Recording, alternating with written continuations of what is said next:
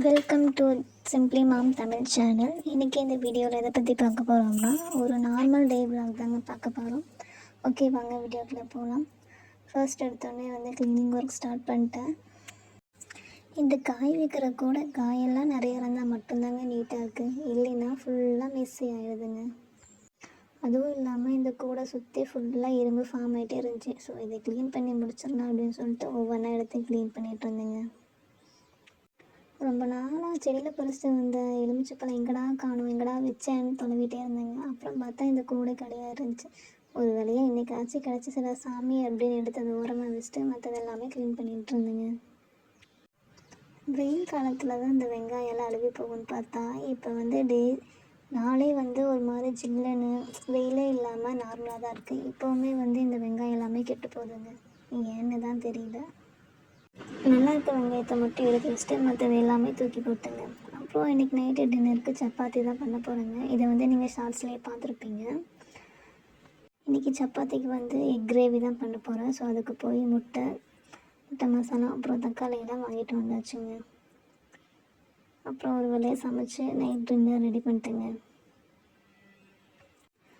நம்மளோட அன்றாட வாழ்க்கையில் பணங்கிற ஒரு காகிதத்தாள் எவ்வளோ முக்கியமானதுங்கிறது எல்லோரும் கஷ்டப்பட்ட காலத்தில் தான் உணர்வோங்க. அதனாலேயே சேமிப்புங்கிறது நம்ம வாழ்க்கையில் ரொம்ப முக்கியமானது ஒன்றுங்க.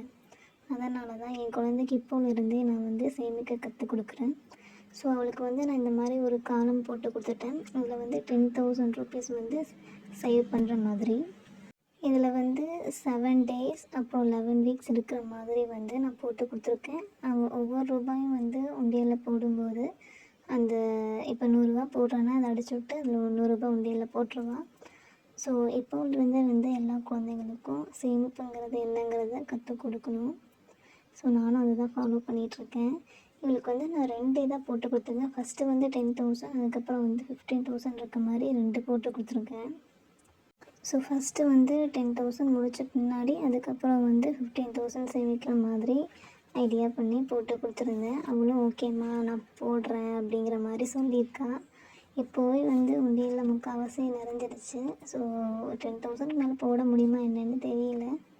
நம்ம 500 போட்டோன்னா 1 lakh வரைக்கும் கூட இதில் சேவ் பண்ணலாம்.